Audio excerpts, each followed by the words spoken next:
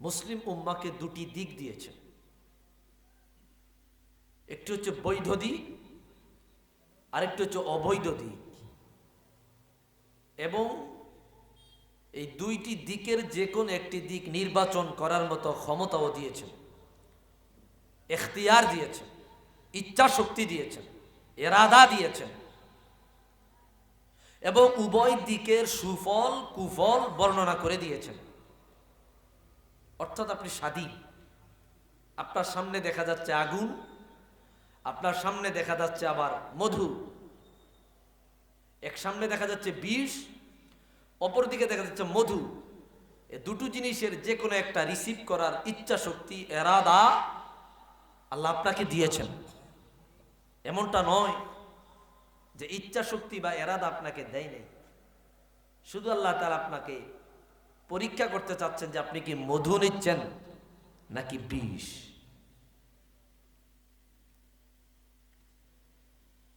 ভাইরা রে আমার, বন্ধুরা রে আমার, গভীর মনোযোগ। বেশি সময় নিব না, অল্প সময় আমি আমার কথাগুলো রীতি টানবো, একটু মনোযোগ দেন। মাওলায়ে কারীম আমাদেরকে দুনিয়ার জমিনে পাঠাইলেন রাহমাতুল লিল আলামিনের উম্মত বানায়া। হাবিবে কিবরিয়ার মাধ্যমে আল্লাহ তাআলা আমাদের জন্য বৈধ পন্থা অবৈধ পন্থা উভয়টা আমাদের জন্য বিষয় ক্লিয়ার করে দিলেন। যেমন কোরআনে কারিমে আল্লাহ বলে দিলেন, মা আতাকুমুর রাসূলু ফাখুযু ওয়া মা নাহাকুম আনহু ফান্তাহু। এটা হাদিস পাকের মধ্যেও আসছে। সুনান ইবনু মাজাহ মুকাদ্দামা ভূমিকার মধ্যে প্রথম দিকের হাদিস।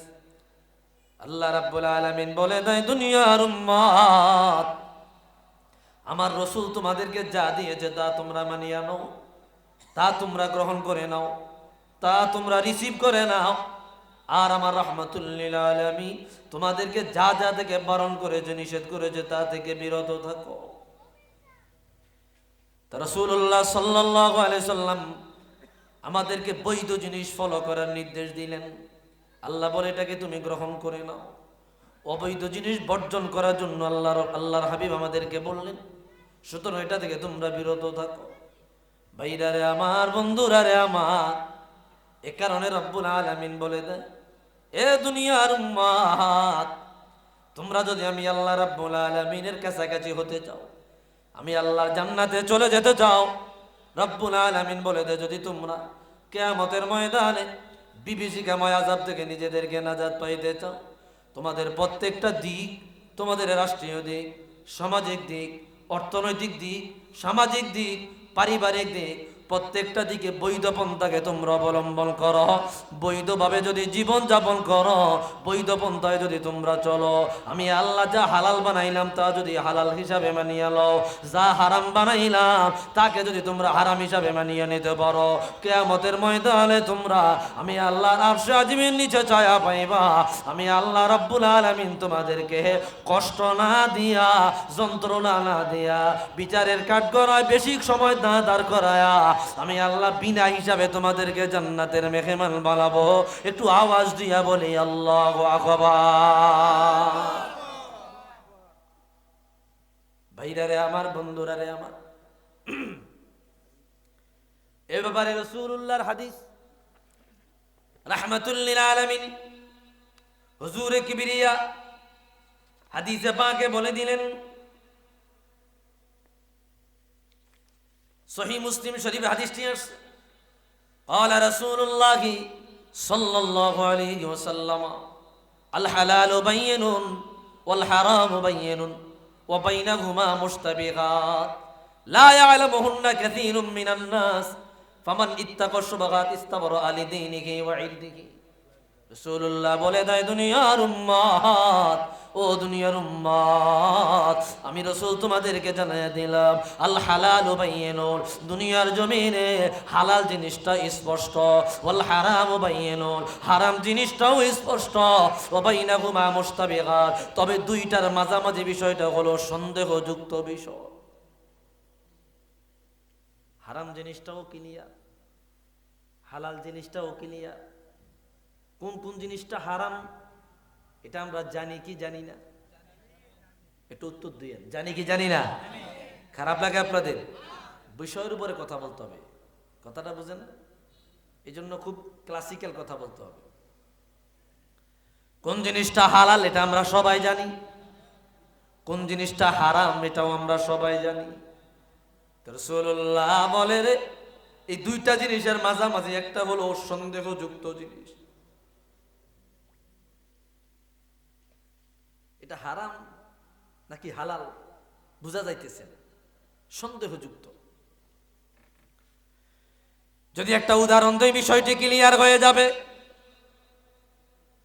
মনে করেন আপনার বাড়ির আঙ্গিনায়, এই আপনার আঙ্গিনায় একটা আম গাছ, আর আরেকজনের প্রতিবেশীর আঙ্গিনায় আরেকটা আম গাছ, দুনো গাছে আম ধরেছে। রাত্রে বেলায় তুফান ঝড় আসলে আম পড়ে, আপনি সকালবেলা ওইটা দেখলেন আপনার ঘরের কিনারায় আম পড়ে আছে, সে ঘুমের থেকে ওইটা দেখলো সকালবেলায় তার ঘরের কিনারায় আম পড়ে আছে। কিন্তু কোন আমটা কোন গাছের এটা বোঝা যায় না। একটা আম নিচে পড়লে এক জায়গায় থাকে না, একটু গড়াগড়ি খায়া এদিক সেদিক হয়, বলেন না হয়নি?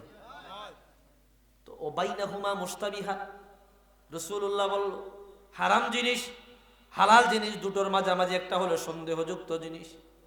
এখন আপনি দেখলেন গাছের নিচে আম পড়ে আছে রে, কোন আমটা আপনার গাছের আপনি জানেন না। রাসূলুল্লাহ বলে রে এটাই হইল সন্দেহযুক্ত জিনিস। এটা থেকে যদি বাঁচতে চাও দুজন মালিক একত্রিত হয়ে সমন্বয় করে তারপরে বাঁচা লাগবে। একজন আরেকজনকে না জানায়া যদি নিজের সীমানায় আম দেখা যায় ওটাও আপনি ধরতে পারবেন না। এটা সরাসরি হালালও বলা যায় না, সরাসরি হারামও বলা যায় না। এটাকে রাসূলুল্লাহ বলেছে মুস্তাবিহা। আল্লাহু আকবার।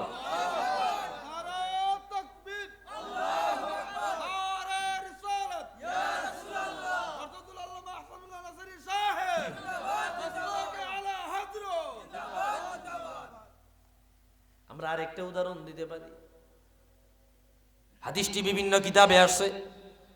ইমাম আবু বকর বাইহাকি শুআবুল ঈমানে আনলেন, রাসূলুল্লাহর একজন সাহাবী প্রতিদিন ফজরের নামাজের সময় মসজিদে সবার আগে আসে। ফজরের নামাজের সালাম ফিরাইয়া সমস্ত সাহাবীরা হাবিবে কিবরিয়ার সঙ্গে বিভিন্ন তাসবিহ তাহলিল ওজিফা মুরাকাবা মুশাহাদায় বসে যায়। ফজরের পরে সূর্য উদয় হওয়া পর্যন্ত জিকির আজকার তালিম তরবিয়ত নেয়। রাসূলুল্লাহ বলে রে মান সাল্লা সালাতাল ফজর বিল জামাআ, যে ব্যক্তি ফজরের নামাজ জামাতের সাথে আদায় করলো, ফাজালাসা বিহি অতঃপর যায় নামাজে বসে গেল, বসিয়া ইয়াযকুরুনাল্লাহ তাআলা আল্লাহর ইবাদত বন্দেগী করলো। ইবাদত বন্দেগী করার পর যখন সূর্য উঠিয়া যায় অতঃপর 2 রাকাত নামাজ আদায় করে। রাসূলুল্লাহ বলে রে কুতিবা লাহু উমরাত ওই ব্যক্তির আমল নামায় আমার আল্লাহ একটা হজ এবং একটা কবুল উমরার সওয়াব তার আমল নামায় দান করে। সমস্ত সাহাবীরা ফজরের নামাজের পরে রাসূলুল্লাহর সঙ্গে ওজিফায় বসে যায়। একজন সাহাবী সবার আগে আসে, সালাম ফিরায় দৌড়ায় বাড়ির দিকে যায়। সাহাবায়ে কেরাম হুজুরের কাছে নালিশ করলো, হুজুর অমুক সাহাবী প্রতিদিন ওজিফা আদায় না করে বাড়িতে চলে যায়, তাকে একটু জিগায়েন কেন এত দ্রুত বাড়ি যায়। হুজুর আমার তাকে ডাক দিলেন পরের দিন। হুজুর বলল তুমি প্রতিদিন আগে আসো, কিন্তু ফজরের নামাজ সালাম ফিরায়া সবার আগে মসজিদ থেকে বের হয়ে যাও, কারণ কি? আল্লাহু আকবার। হুজুর এটা অনেক গুরুত্বপূর্ণ একটা কারণ। আমার প্রতিবেশী, আমার ঘরের কিনার আমার প্রতিবেশীর একটা খেজুর গাছ আছে, আমার ঘরে দুটো ছোট ছোট ছেলে মেয়ে আছে। প্রতিবেশীর খেজুর গাছে খেজুর পেকে থাকে, প্রতিদিন বাতাসের কারণে খেজুর জমিনে পড়ে। আমার বাচ্চা ছেলে মেয়েগুলো সকালবেলায় জাগ্রত হইয়া ছোট মানুষ বুঝে না। ওরা যদি খেজুর গাছের তলে খেজুর পায়, ওই খেজুরগুলা নিজের গাছের খেজুর মনে করে নিয়ে নিবে, তারা খেয়ে ফেলবে। তারা ঘুম থেকে উঠার আগে আমি দৌড়ে বাড়িতে যাই। বাড়িতে গিয়া যদি আমার প্রতিবেশীর গাছের নিচে খেজুর পড়া থাকে, আমি নিজে তালাশ করিয়া প্রতিবেশীর ঘরে দিয়ে দে, যাতে করে আমার সন্তানেরা উঠিয়া আমার নিজের খেজুর গাছের খেজুর মনে করিয়া প্রতিবেশীর খেজুর না খায়। সন্দেহ থেকে বাঁচার জন্য আমি তাড়াতাড়ি মসজিদ থেকে সালাম ফিরায় বাড়িতে চলে যাই। একটু আওয়াজ দিয়া বলি আল্লাহু আকবার। তো রাসূলুল্লাহ বলো, আল হালালু বায়্যিনুন ওয়াল হারামু বায়্যিনুন ওয়া বাইনাহুমা মুশতাবিহা। হালাল জিনিসটা স্পষ্ট, হারাম জিনিসটাও স্পষ্ট, মাঝামাঝি একটা জিনিস আছে সন্দেহযুক্ত জিনিস। সুতরাং যেই ব্যক্তি সন্দেহযুক্ত জিনিসে পতিত হইল রে, সে কেমন জানি হারাম জিনিসে পতিত হইল। সন্দেহযুক্ত বস্তু থেকে যে বাঁচিয়া রইল, সে তার অংশটাকে হেফাজতে রাখলো, দিনটাকে হেফাজতে রাখলো। আমার ভাইরা, আমার বন্ধুরা, হাদিসের শেষে রাসূলুল্লাহ বলে, আলা ওয়া ইন্না লিকুল্লি মালিকিন হিমা, আলা ওয়া ইন্না হিমাল্লাহি মাহারিমুহু, আলা ওয়া ইন্না ফিল জাসাদি মুদগাতান ইদা সালাহাত সালাহাল জাসাদু কুল্লু ওয়া ইদা ফাসাদাত ফাসাদাল জাসাদু কুল্লু আলা ওয়া হিয়াল কলব। রাসূলুল্লাহ বলে, রে ও দুনিয়ার উম্মত, প্রত্যেকটা বিষয়ের বস্তুর সীমানা আছে, প্রত্যেকটা মালিকের নির্ধারিত বাউন্ডারি আছে। আপনার জায়গা জমিনের মালিক আপনি, আপনার জমিনের বাউন্ডারি আছে, বাংলাদেশের জায়গার সীমানা আছে, প্রত্যেকটা জায়গার বাউন্ডারি আছে। রাসূলুল্লাহ বলে, রে ও দুনিয়ার উম্মত, আমি আমার রহমাতুল্লিল, আমি আমার আল্লাহ রাব্বুল আলামিন, আমার আল্লাহ রাব্বুল আলামিনের বাউন্ডারি আছে, বর্ডার আছে। আল্লাহর বর্ডার হইল হারাম জিনিস। সুতরাং যে ব্যক্তি আল্লাহর বর্ডার অতিক্রম করলো, সেই ব্যক্তি গুনার কাজে লিপ্ত হইল। আল্লাহ রাব্বুল আলামিনের বর্ডার হইল হারাম জিনিসে অভ্যস্ত হওয়া, চুরি করা, জিনা করা, ব্যভিচার করা, সুদ খাওয়া, ঘুষ খাওয়া, হারাম খাওয়া, এগুলা হইল আল্লাহর বর্ডার। এগুলা যারা অতিক্রম করেছে, তারা আল্লাহর বর্ডার অতিক্রম করলো। রাসূলুল্লাহ বলে, ও দুনিয়ার উম্মত, প্রত্যেকটা মানুষের শরীরের মধ্যে একটা গোশতের টুকরা আছে। ওই গোশতের টুকরা যদি পবিত্র হয়ে যায়, পরিষ্কার হয়ে যায়, পুরা শরীরটাকে আমার আল্লাহ পরিষ্কার বানায় দেয়। আর ওই গোশতের টুকরা যদি নোংরা হয়ে যায়, তামাম শরীরটা আমার আল্লাহ নোংরা অপবিত্র বানায় জাহান্নামী বানায় দেয়। একটু আওয়াজ দিয়া কোন নাউজুবিল্লাহ।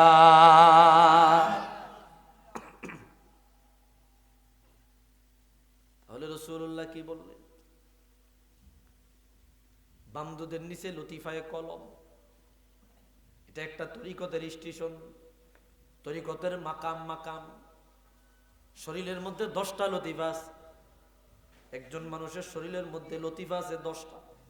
লতিফা বুঝেননি? মাকাম, তরিকত নষ্ট করে যারা। আমরা তো এখন পীরের হাতে বায়াত নেই, মুরিদ হই, লেকিন পীরও আমল নাই, মুরিদেরও আমল নাই। কি কথা কয় না?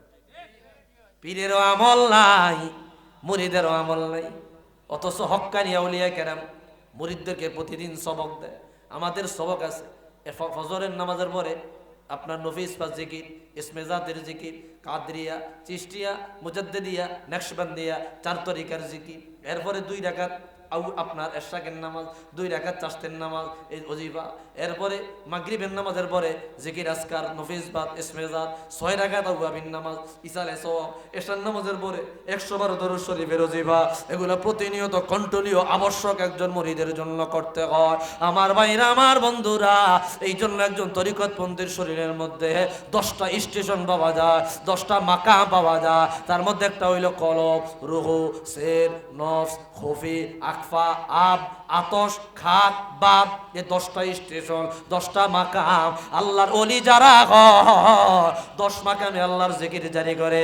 10টা মাকামে আল্লাহর জিকির যদি জারি করা যায়, ওই বান্দা সাধারণ বান্দা থাকে না, ওই বান্দা রব্বুল আলামিনের ওলি হয়ে যায়। আল্লাহু আকবার। তার মধ্যে একটা স্টেশন হইল কলব, এটা বামদুদের নিচে, এটা গোশতের টুকরা। আর একটা স্টেশন হলো নফস। হারাম জিনিসগুলা কোথায় থেকে আসে? অবৈধ জিনিসগুলা কোথায় থেকে আসে? নফস থেকে মানুষকে হারাম জিনিসের দিকে ধাবিত করে। নফস নাভি বরাবর, কলব বামদুদ নিচে। নফস নাভি বরাবর, এখান থেকে মানুষকে কুমন্ত্রণা দেওয়া হয়, এখান থেকেই বলা হয় ও বান্দা তুমি এই খারাপ কাজ করো, ওটা করো, এখানে তুমি সুদ খাও, ঘুষ খাও, অমুকরে আটকায় তুমি কিছু টাকা দাবি করো, চান্দাবাজি করো, টেন্ডারবাজি করো, ধান্দাবাজি করো, হারাম খাও, তুমি ওই জায়গায় গেলে এত টাকা পাইবা, এই লাভ পাইবা। নফস থেকে সিগন্যাল দিয়ে তাকে আকৃষ্ট করে, কলব মানুষকে ভালো কাজে ধাবিত করে, অথবা বলা হয় বিবেক মানুষকে ভালো কাজে ধাবিত করে। যার ভিতরে প্রত্যেকটা মানুষের ভিতরে বিবেক পাওয়া যায়, নফস পাওয়া যায়। এ কারণে বলা হয় এই পৃথিবীর জমিনে মাখলুকাত তিন প্রকার, তিন প্রকারের মাখলুক পাওয়া যায়। ইমাম গাজ্জালি মুকাশাফাতুল কুলুব আল মুকাররাব ইলা হাদরাতি আল্লামিল গুয়ুব এই কিতাবে আলোচনা আনলেন মাখলুক পাওয়া যায় তিন প্রকারের। এক নম্বর মাখলুক যাদের বিবেক নাই, প্রবৃত্তি আছে মানে নফস আছে, বিবেক নাই, এরা হলো চতুষ্পদ জানোয়ার, মনের মতো চলে, কেউ কিছু কইব এই লজ্জা তাদের নাই, কেননা তাদের বিবেক নাই। কি কথা কয় না? দুই নম্বর প্রকার তরিকতের তাসাউফের কিতাবের আলোচনা। দুই নম্বর প্রকার যাদের বিবেক আছে লেকিন তাদের নফস নাই মানে প্রবৃত্তি নাই, এরা হলো ফেরেশতা, এজন্য এরা গুনাহ করে না। যাদের প্রবৃত্তি নাই মানে নফস নাই, নফস মানুষকে গুনার দিকে উৎসাহিত করে। তিন নম্বর মাখলুক যাদের বিবেকও আছে, প্রবৃত্তিও আছে, এরা হলো বনি আদম, এই জন্য থাইকা থাইকা গুনাহ করে, থাইকা থাইকা নেক করে। কথা কোন ঠিক কিনা? এই জন্য এই কথার ব্যাখ্যা দিয়েছে দুনিয়ার মানুষদেরকে আমার আল্লাহ শ্রেষ্ঠ মানুষ বলেছে, আদম সন্তানকে আশরাফুল মাখলুকাত বলেছে।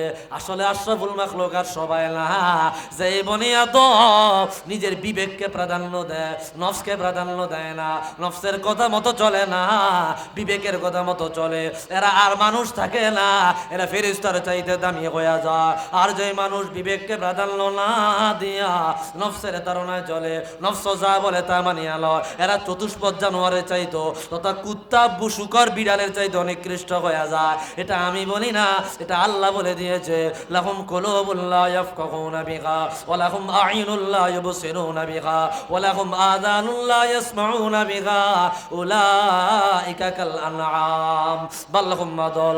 একদল মানুষ আছে রে যাদের কলব আছে তারা বুঝে না, চক্ষু আছে দেখে না, কান আছে শুনে না, এরা হইল চতুষ্পদ জানোয়ার, চার পাওয়ালা জানোয়ার, বরং তার চাইতেও নিকৃষ্ট।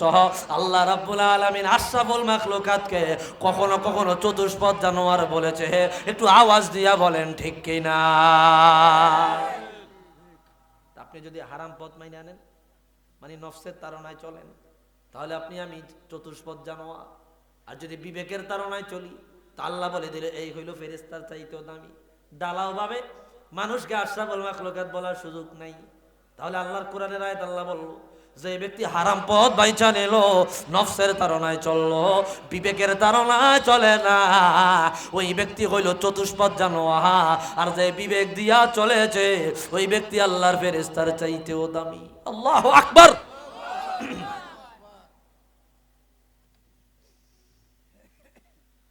ভাইরা রে আমার, বন্ধুরা রে আমার, রব্বুল আলামিন বলে দিলেন ইদা সালাহাত সালাহাল জাসাদু কুল্লুহু ওয়া ইদা ফাসাদাত ফাসাদাল জাসাদু কুল্লুহু আলা ওয়া হিয়াল কলব। হাবিব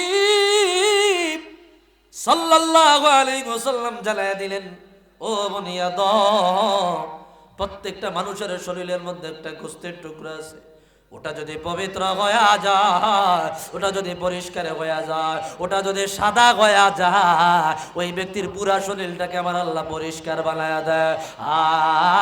ওটা যদি নোংরা হয়ে যায় তামাম শরীরটাকে আমার আল্লাহ অপবিত্র জাহান্নামী বানায়া দেয়। একটু আওয়াজ দিয়ে কন্যা নাউজুবিল্লাহ। এখন আপনার কলব যদি গুনাহ করেন তাহলে দাগ পড়িয়া পড়ে এটা নোংরা হবে, অপবিত্র হবে। এজন্য রাসূলুল্লাহ হাদিসে পাকে বলে দিলেন, ইন্নাল মুমিনা ইযা আযনাবা যামবান কানাত নুকতাতান সাউদা। এ বনি আদম, তুমি যখন একটা গুনার কাজ করো তোমার কলবে একটা কালো দাগ পড়ে যায়। রাসূলুল্লাহর এই কথা আল্লাহর কোরআনের আয়াত থেকে নেওয়া হয়। কাল্লা বাল রানা আলা কুলুবিহিম মা কানু ইয়াকসিবুন। এরে বনি আদম, একটা গুনাহ করলে একটা কালো দাগ পড়ে, একটা অন্যায় করলে একটা কালো দাগ পড়ে, একটা হারাম কাজ করলে একটা কালো দাগ পড়ে, এক লোকলা হারাম খাইলে কালো দাগ পড়ে, সুদ খাইলে হারাম আপনার কালো দাগ পড়ে, ঘুষ খাইলে কালো দাগ পড়ে। এগুলা হলো হারামের জগতের বড় হারাম, অবৈধর জগতের বড় অবৈধ, একেবারে নিম্নমানের হারাম কাজ। এর চাইতে হারাম কাজ আর দুনিয়ার জমিনে নাই। আমার ভাইরা, আমার বন্ধুরা, এই কাজগুলা করতে করতে করতে করতে হাত্তা গল্লিফাত কলবুহ, কলবটা ছিল সাদা রে, অন্তরটা কালো দাগে আবরণ হয়ে পড়ে যায়, আবরণ হয়ে বেষ্টন হয়ে যায়। সাদা কলবে এখন আর কালো দাগের কারণে সাদা জায়গা দেখা যায় না। তখন নামাজ ভালো লাগে না, রোজা ভালো লাগে না, পর্দা ভালো লাগে না, বন্দেগী ভালো লাগে না, ওয়াজ মাহফিল ভালো লাগে না। তখন গুনার কাজ ভালো লাগে, অন্যায় বিচার ভালো লাগে। হাদিসে পাকে বলে দিল, ফাইদা ওয়াস্তাগফারা মিনহা সাকুলা মিনহা, আল্লাহর বান্দা যখন তওবা করে রে, কালো দাগগুলো আস্তে আস্তে জোরে পড়ে যায়। এইভাবে আল্লাহর বান্দার গুনাহগুলো মাফ হয়ে যায়। গুনার কাজ যখন বাড়ায়া দেয়, তার অন্তরটাকে আমার আল্লাহ রাব্বুল আলামিন মোহর মারিয়া একেবারে কালো বানায়া জাহান্নামের অভিশপ্ত আসামি বানায়া দেয়। একটু আওয়াজ দিয়া বলে নাউজুবিল্লাহ।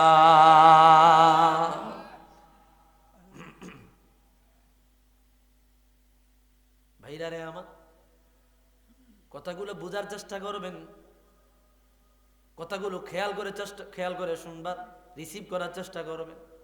নির্ধারিত বিষয়টার উপর আমি আপনাদেরকে কিছু কথা শোনাতে চাই, বলতে চাই।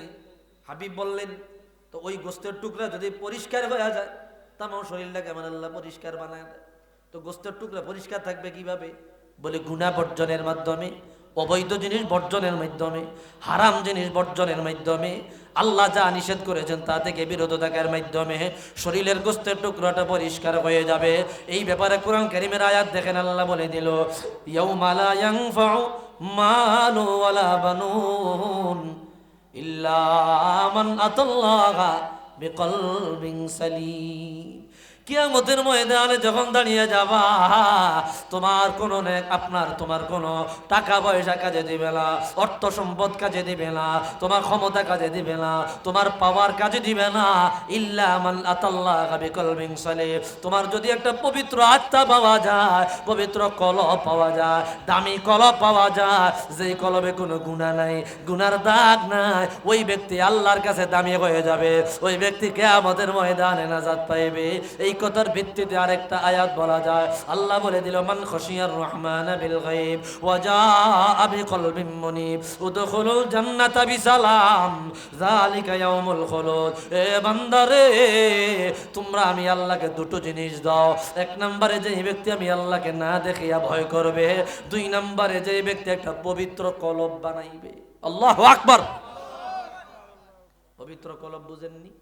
অবৈধ নাই, গুনাহ নাই, অন্তরের মধ্যে হারাম জিনিস নাই, অন্তরটা পুরা পবিত্র, আল্লাহ তাআলা পবিত্র বানায় দিস, পরিষ্কার বানায় দিস। এই দুটো জিনিস যদি তোমরা দাও, আমি আল্লাহ তোমাদেরকে কথা দিলাম, এমন জান্নাতে প্রবেশ করাবো, ওই জান্নাতে একবার ঢুকলে পরে আর কোনো প্রয়োজনে বের হওয়া লাগবে না। আল্লাহু আকবার। কি খারাপ লাগতেছে আপনাদের? গুনাহ করেছি মোরা জীবন ভরে, কবু যেন ভুলি না গো প্রভু তোমারে। গুনাহ করেছি মোরা জীবন ভরে, কবু যেন ভুলি না গো প্রভু তোমারে। স্মরণ যেন রাখতে পারি জিকিরে মাওলা, আল্লাহ গো আল্লাহ, আল্লাহ গো আল্লাহ, আল্লাহ গো।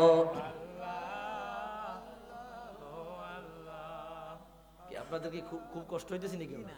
একটু মোহাব্বতে আল্লাহরে ডাক দেন, আল্লাহ গো আল্লাহ, আল্লাহ গো আল্লাহ, আল্লাহ গো।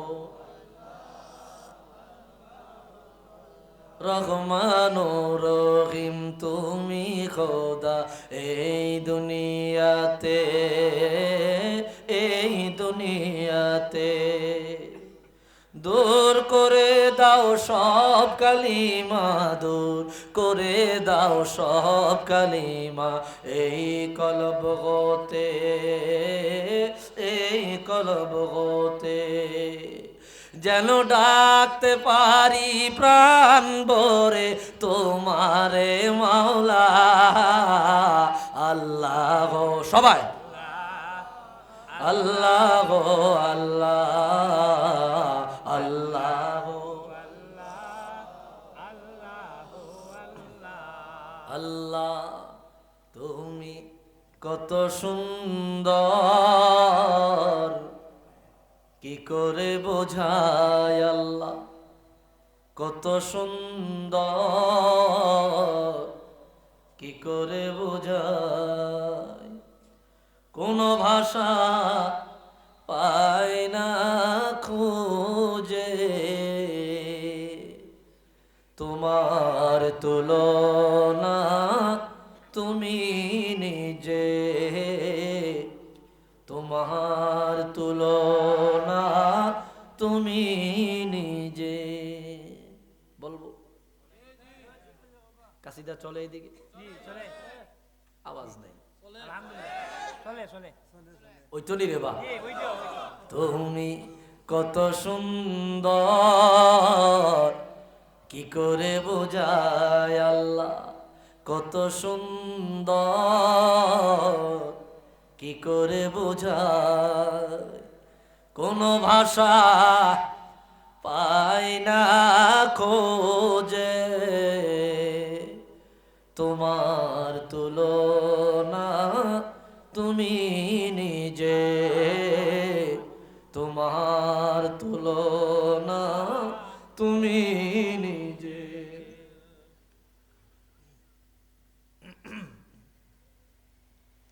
বেকারার প্রজাপতি গোলাপের মুখে, কি করে দোলায় পাখা বুক ভরা সুখে। আল্লাহু আকবার। বেকারার প্রজাপতি গোলাপের মুখে, কি করে দোলায় পাখা বুক ভরা সুখে। কোন সুখে এত সখী বুঝে আসে না যে, কোন সুখে এত সুখী বুঝে আসে না যে, তোমার তুলনা তুমি নিজে, তোমার তুলনা তুমি নিজে। গভীর রজনী ভরা আকাশের তারা, কার প্রেমে জেগে জেগে হয় দিশেহারা। আল্লাহু আকবার। গভীর রজনী ভরা আকাশের তারা, কার প্রেমে জেগে জেগে হয় দিশেহারা। তোমার প্রেমের ভার আর সহে না যে, তোমার প্রেমের ভার আর সহে না যে, তোমার তুলনা তুমি নিজে। আল্লাহ কত সুন্দর, কি করে বোঝায়। কোন ভাষা পায় না খুঁজে, তোমার তুলনা তুমি নিজে, তোমার তুলনা তুমি নিজে। একটু আওয়াজ দিয়া বলে মারহাবা। ভাইরা রে আমার, আলোচনা করতেছিলাম বৈধ পন্থা এবং অবৈধ পন্থা, বৈধ পথ অবৈধ পথ। প্রত্যেকটা সেক্টরে বৈধ এবং অবৈধ বিষয়বস্তু আছে। তেমনি অর্থনৈতিক ক্ষেত্রেও আপনি কি খাইবেন, কি পরিধান করবেন, কি ভোগ করবেন, কি নিজের কাজে লাগাইবেন, এই ক্ষেত্রে বৈধ বিষয় আছে, অবৈধ বিষয় আছে। আমরা এমন পাপের সাগরে ডুবিয়া গেলাম, বৈধ জিনিস ভালো লাগে না, অবৈধ জিনিস ভালো লাগে। অবৈধ জিনিসের দিকে আমাদের প্রতিযোগিতা।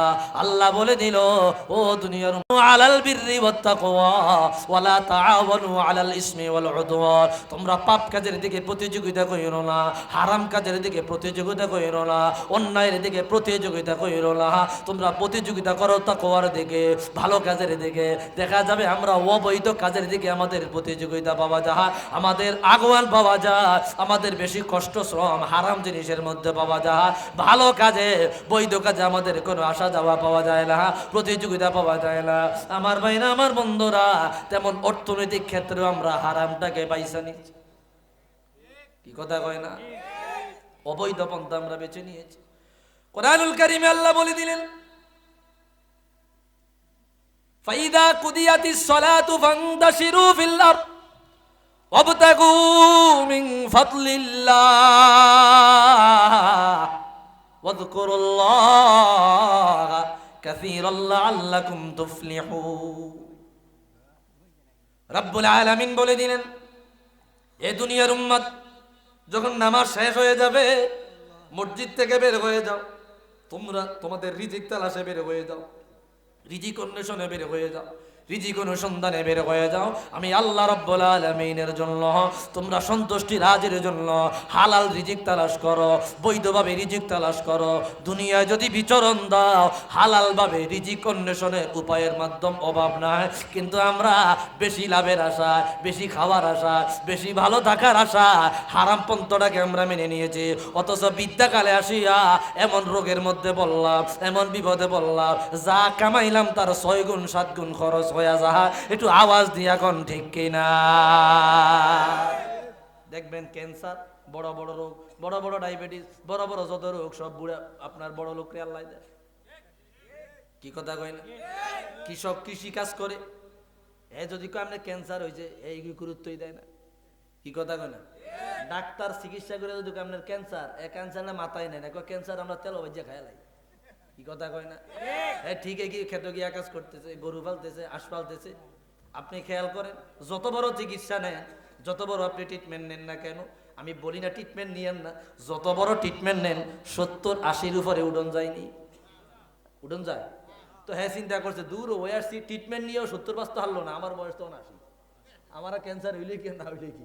কি কথা কয় না? ওইটা মালয়েশিয়া, সিঙ্গাপুর, থাইল্যান্ডে গিয়ে ট্রিটমেন্ট আনছে। কি কথা কয় না? লক্ষ লক্ষ টাকা খরচ কইরা কি 80 উপরে উঠতে পারছেনি? যদি 10 বছর উঠতে পারতো, তাহলে গরিব মানুষ যে হ্যাঁ নিজেরা শান্তরা বুঝ দিতে পারতো, আয় হারে হ্যাঁ তো তাহলে 10 বছর বেশি বাঁচছে। ওদের ক্যান্সার ধরা খায়, খেতে গিয়া কাম করে, এরপরেও হ্যাঁ 80 বছর বাচ্চা যায়। কথা কোন ঠিক কিনা? যদিও কথাগুলা রসকস নিয়ে কইতেছি, একটু আঞ্চলিক ভাষায় কইতেছি, চিরবাস্তব এটাই।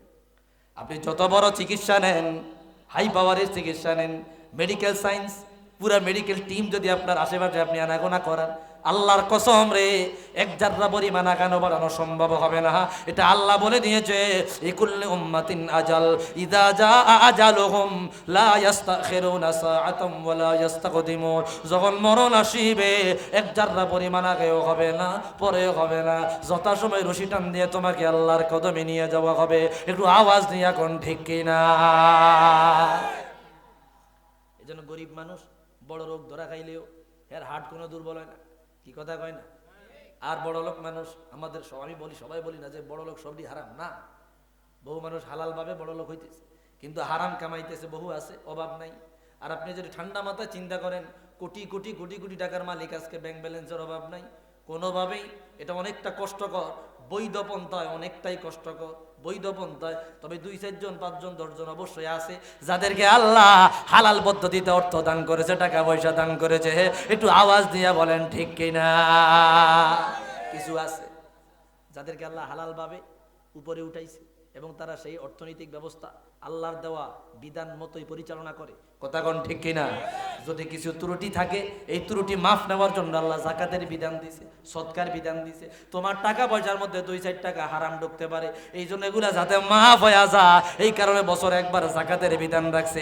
যাকাত দিয়া দাও, সদকা দিয়া দাও। তোমার সম্পদের মধ্যে যদি তোমার অনিচ্ছায় কিছু হারাম ঢুকে যায় আমি আল্লাহ ক্ষমা কইরা দেব, মাফ কইরা দেব।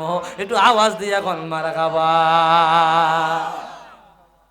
তো বৈধভাবে রিজিক অন্বেষণের মাধ্যম আল্লাহ অনেক বাতায়া দিছে। ভাইরা রে আমার, বন্ধুরা রে আমার, আল্লাহ বলে দিল নামাজ শেষ হয়ে গেলে তোমরা জমিনের মধ্যে বিচরণ করো, রিজিক তালাশ করো, আমি আল্লাহ তোমাদের কষ্ট অনুযায়ী তোমাদেরকে রিজিক দান করব। অপর এক আয়াতে রব্বুল আলামিন বলে দিলেন, এ দুনিয়ার উম্মত আহাল্লাল্লাহুল বাইআ ওয়া হাররামার রিবা।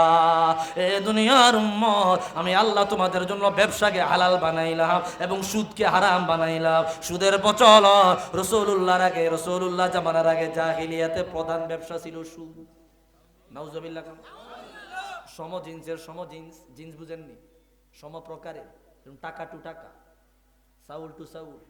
তোমার থেকে আমি 10 কেজি চাউল নিলাম, তোমাকে আমি 1 মাস পরে 20 কেজি চাউল দিলাম। সম জিন্স, বুঝেন না কথা?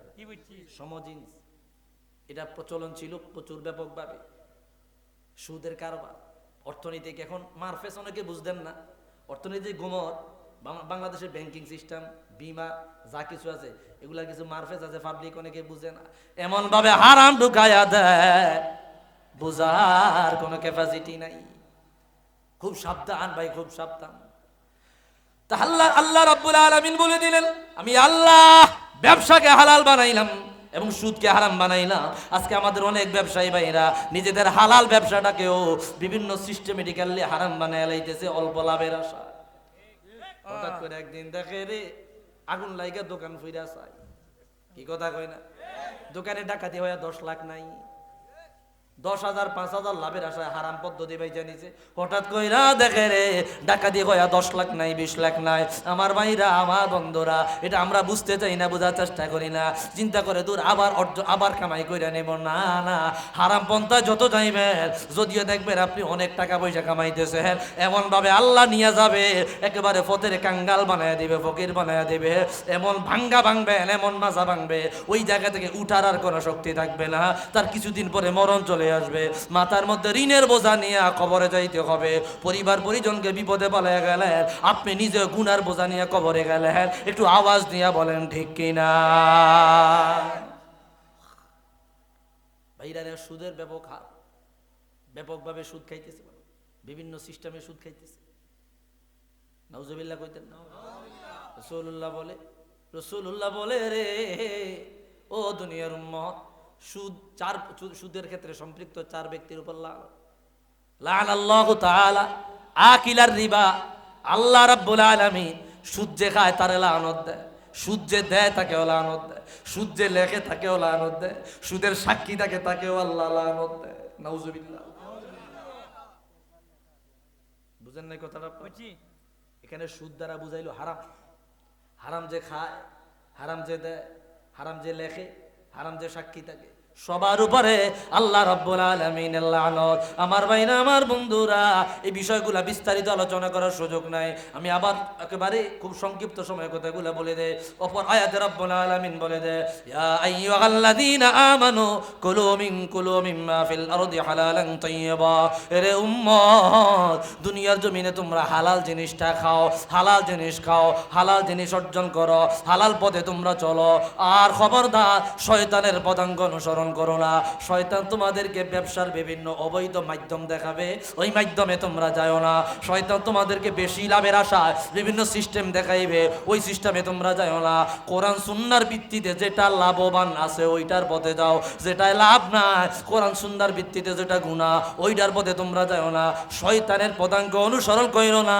এর অর্থ হইল শয়তানের দেখানো ব্যবসা বাণিজ্যে পা দিও না। ভাইরা রে আমার, বন্ধুরা রে আমার, হারাম কত জঘন্য, কত জঘন্য। অপরায়তে রব্বুল আলামিন বলে দিলেন, ইয়া আইয়ুহার রাসূল কুলু মিনাত তাইয়্যিবাতি ওয়া আমালু সালিহা। নবীদেরকে আল্লাহ নির্দেশ দিলেন, ও নবীরা হালাল ভক্ষণ করেন, নেক আমল করেন। কেননা ইবাদাতে 9-10 ভাগের 9 ভাগ হইল হালাল জিনিস খাওয়া। ইবাদাতের 9 ভাগে 10 ভাগে হইল হালাল জিনিস খাওয়া। যেমন একটি হাদিস আমি আপনাদের সামনে তুলে ধরছি, কষ্ট হবে না তো আপনাদের? কষ্ট হবে না তো? সোয়াবুল ইমান রাসূলুল্লাহ বলছে, তলাবুল কাসবিল হালালি ফরিদাতুন বাদাল ফরিদ। তলাবু কাসবিল হালালি ফরিদাতুন বাদাল ফরিদ। ফরজের উপরে যদি কোনো ফরজ থাকে, ফরজের উপরে যদি কোনো ফরজ থাকে, ফরজের চাইতে বড় কোনো যদি ফরজ থাকে, সেটা হলো হালাল উপার্জন করা, হালাল কামাই করা, হালাল অর্জন করা। হালাল কামাই হালাল অর্জন, এটা হইল ফরজের উপরেও বড় ফরজ, এইটার উপরে আর কোনো ফরজ নয়। কোনো ব্যক্তি যদি একেবারে আল্লাহ রাব্বুল আলামিনের কুদরতি কদমে সিজদা দিয়া চোখের পানি ফালায়া 2 হাত তুলিয়া আল্লাহ আল্লাহ বলে, তখন তার তাকায়া দেখবে তার শরীরের পোশাকটাও হারাম, তার লোকমা খাবারের লোকমাটাও হারাম, তার শরীরের গায়ের পোশাক হারাম, সমস্ত জিনিসগুলা হারাম। আল্লাহরে ডাকতে ডাকতে ডাকতে যদি একে নামায় হলায়, আল্লাহ বলে ওই ব্যক্তির দোয়া আসমান জমিনের মাঝামাঝি জায়গায় মুওয়াক্কিফুন বাইনা সামাই ওয়াল আরদ, ওই দোয়া আসমান ভেদ করে উপরে যাবে না। যে ব্যক্তির শরীরের ভিতরে হারাম, শরীরের উপরে হারাম, জামাটা হারাম, গেঞ্জিটা হারাম, জুতাটা হারাম, গায়ের পোশাক হারাম, পেটের ভিতরে খাদ্য হারাম, এই ব্যক্তির দোয়া আল্লাহ রাব্বুল আলামিন কবুল করবে না। একটু আওয়াজ দিয়া বলি নাউজুবিল্লাহ। আপাদমস্তকে যে হারাম খায় তার কোনো দোয়া আল্লাহ কবুল করবে না। কেননা ইবাদত কবুলের 10 ভাগের 9 ভাগই হলো হালাল জিনিস, হালাল খাদ্য খাওয়া, হালাল আপনার খাওয়া। আমরা এমন অবস্থা হয়েছিল, রাসূলুল্লাহর আরেকটা হাদিস দেখেন, আল্লাহর হাবিব সাল্লাল্লাহু আলাইহি সাল্লাম অপর হাদিসে পাকে বলে দিলেন, যেটা ইমাম আবু বকর বাইহাকি শুআবুল ঈমানের মধ্যে হাদিস কেন বয়ান করলেন, রাহমাতুল লিল আলামিন স্পষ্ট বললেন, ক্বালা রাসূলুল্লাহ সাল্লাল্লাহু আলাইহি ওয়াসাল্লাম লা ইয়াদখুলুল জান্নাতা জাসাদুন গুযিয়া বিল হারাম। ওই শরীর আল্লাহর জান্নাতে যাবে না, ওই শরীর আল্লাহর জান্নাতে প্রবেশ করবে না, ওই শরীর জান্নাতের কাছেও যাবে না যে শরীরটা তৈরি হয়েছে হারাম খাদ্য খাওয়ার মাধ্যমে, যে শরীরের রক্ত তৈরি হয়েছে হারাম খাওয়ার মাধ্যমে, যে শরীর মোটা তাজা হয়েছে হারাম খাদ্য খাওয়ার মাধ্যমে। ওই শরীর যত মোটা তাজা হোক, যত রুষ্টপুষ্ট হোক, যত সুন্দর হোক, যত সুস্থ হোক, ওই শরীর আল্লাহর জান্নাতের উপযুক্ত না, ওই শরীর জাহান্নামের জন্য উপযুক্ত। একটু আওয়াজ দিয়া বলেন নাউজুবিল্লাহ। ভাইরা রে আমার, বন্ধুরা রে আমার, এই জন্য খুবই সতর্ক, খুবই সতর্ক। আজকে হারামটাকে আমরা হারামই মনে করি। ব্যবসায়ী ভাইরা ব্যবসা করতেছে, সামান্য কিছু লাভের আশায় মিথ্যার আশ্রয় নেয়, কি কথা কয় না? রাসূলুল্লাহ বলে লাআনাল্লাহু সালাসান, আল্লাহ তাআলা লা ইউকাল্লিমুহুমুল্লাহু ওয়া লা ইউযাক্কিহিম ওয়ালাহুম আযাবুন আলীম। সালাসাতুন লা ইউকাল্লিমুহুমুল্লাহু ওয়া লা ইউযাক্কিহিম ওয়ালাহুম আযাবুন আলীম। 3 প্রকারের মানুষকে আমার আল্লাহ কিয়ামতের ময়দানে পবিত্র করবে না, তাদের সাথে কথাও বলবে না, তাদেরকে কঠিন আযাব দেবে। 1 নম্বরে মান্নান, 2 নম্বরে মুনফিক, 3 নম্বরে মুসবির। 1 নম্বরে যে দান কইরা খোটা দেয়, আসেনি? দান কইরা কি দেয়? কই রাস্তা তো আমি দিছি, আমি না দিলে রাস্তা দিয়ে চলতে পারতি, আছে না নাই? তো যেটা দিয়া লাইছে, যেটা তোমার থাই, তো ওটা হেবা হয়ে গেল। যেটা দিয়া লাইছে এটা কি হেবা হয়ে গেছে না? হেবা মানে সর্বসাধারণের দান হয়ে গেছে। এটা কি তার মালিকানায় থাকে? তো বলছে কেন? হ্যাঁ, সে যে বলছে জানে না যে দান করে খোটা দেয়, এরা আল্লাহ কথাও বলবে না, এরা পবিত্র করবে না, কঠিন শাস্তি দিবে। 2 নম্বরে টাকনুর নিচে কাপড় পরিধান করে যে, এটা খুব মারাত্মক গুনাহ। 3 নম্বরে যে ব্যবসায়ী ভাই ব্যবসা করতে গিয়া মিথ্যার আশ্রয় নিয়ে যে একটা মাল কিনছে 10 টাকা দিয়া, আল্লাহর কসম 15 টাকা দিয়ে কিনছে। আপনার কসম করার দরকার কি? আপনি বলেন কিনা বেশি, কথাটা বুঝেন না? আপনার দোকান ভাড়া আছে, কর্মচারী বিল আছে, বিদ্যুৎ বিল আছে, আছে না নাই? কারেন্ট খরচ আছে, আসেনি? দোকান ভাড়া, বিদ্যুৎ বিল, কর্মচারী ভাড়া, কারেন্ট খরচ, অতঃপর লাভ। এই 5টা জিনিস হিসাব করলে একটা মাল কিন্তু একটা সর্বনিম্ন 200-300 টাকা লাভ করা লাগে, যদি বড় মাল হয়। কোন মাল? বড় মাল যদি হয় 200-300 টাকা লাভ করা লাগে। একটা কাপড় যদি সে আপনার 1000 টাকা দিয়ে কিনে, এটা তো অবশ্যই তার 1300 টাকা 1200 টাকা বেচা লাগবে, নইলে কি তার এই আপনার দোকান ভাড়া, কর্মচারী বিল, তার কারেন্ট বিল, বিদ্যুৎ বিল আরো যা আছে এগুলা কি আইব? আইতো না। তো এটা হিসাব কইরা তার একটা লাভ করতে হয়। এক্ষেত্রে আপনি কসম না করে বলতে পারেন ভাই আমার পোষতো না, কিছু বুঝছেন নি? আপনি যদি কসম খায়ালান তাহলে ভাই আপনি 2000 টাকা লাভ করলেন, চিন্তা করলেন ও সপ্পাল একটা মারছি, কিন্তু আপনার 2000-এর জায়গায় আপনার বাচ্চাটার এমন একটা রোগ হইল 10,000 টাকা শুধু আপনার সেকাফে চলে গেল। কি কথা কয় না? 10,000 টাকা সেকাফে কি চলে গেল। এগুলা তো গাইবে জিনিস, এগুলো আধ্যাত্মিক জিনিস। আপনি হালালটা খাওয়াইবেন, যে রোগটা বাচ্চাটার মধ্যে ছিল আল্লাহ রোগটা সরাই দিবে, আপনি বুঝতেন না। এগুলার উপরে বিশ্বাস রাখা লাগে, একিন রাখা লাগে, ইতিকাদ রাখা লাগে। আপনার যে 10,000 চলে গেল তখন হয়তো আপনি মানে এটা গুরুত্ব দেন না, দূর বাচ্চার পিছনে গেছে, কিন্তু আসলে এমনও তো হতে পারে আপনি এই হারাম কাজটা করার কারণে আল্লাহ এখানে নিয়ে গেছে। কি কথা কয় না? কষ্ট পাইছেন আমার কথা? কোন মুখে দাঁড়াবো তোমার সামনে দয়াল আল্লাহ গো, কোন মুখে দাঁড়াবো তোমার সামনে। কইতাম নি সর্বহারা কুল বিনাশী পাপের বোঝা সঙ্গে দয়াল আল্লাহ গো, কোন মুখে দাঁড়াবো তোমার সামনে, কোন মুখে দাঁড়াবো তোমার সামনে দয়াল আল্লাহ গো, কোন মুখে দাঁড়াবো তোমার সামনে। সর্বহারা কুল বিনাশী পাপের বোঝা সঙ্গে দয়াল আল্লাহ গো, কোন মুখে দাঁড়াবো তোমার সামনে। অধম কমিনায় আমি মহাপাপী মানি, রহিম রহমান নাম যে তোমার তাও কিন্তু জানি। আল্লাহু আকবার। অধম কমিনায় আমি মহাপাপী মানি, রহিম রহমান নাম যে তোমার তাও কিন্তু জানি। যদি তুমি করো গো মাপ কে আছে জিজ্ঞাসে দয়াল আল্লাহ গো, যদি তুমি করো গো মাপ কে আছে জিজ্ঞাসে দয়াল আল্লাহ গো, কোন মুখে দাঁড়াবো তোমার সামনে, কোন মুখে দাঁড়াবো তোমার সামনে দয়াল আল্লাহ গো, কোন মুখে দাঁড়াবো তোমার সামনে। নফসের তাড়নাতে আমার কলব হইয়া গেছে মরা, আধার ঘরে খুঁজা মরি পাই না তোমার সাড়া। আল্লাহু আকবার। একটু জোরে বলি আল্লাহু আকবার। নফসের তাড়নাতে আমার কলব হইয়া গেছে মরা, আধার ঘরে খুঁজা মরি পাই না তোমার সাড়া।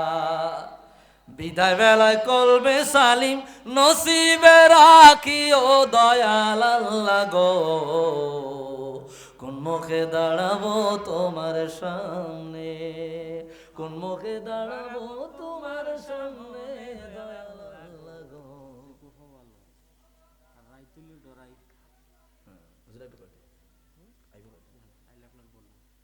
না আমি বেশি পারবো না, 1 ঘন্টা হয়ে গেছে অলরেডি ভাই। মুঝে কৌফা ভালো দরকার না, হ্যাঁ রাইতুল্লে ডরা এটা দরকার না, তো এগুলো শোনার দরকার আর কি, সবাই বলছে আমারে। আচ্ছা ভাই অল্প কথার মধ্যে 1 ঘন্টা অলরেডি হয়ে গেছে, 1 ঘন্টার উপরে আলোচনা করি না, আর দেয়ও না, শৈলেও দেয় না, গলায় দেয় না, শৈলে দেয় লেকিন গলায় দেয় না।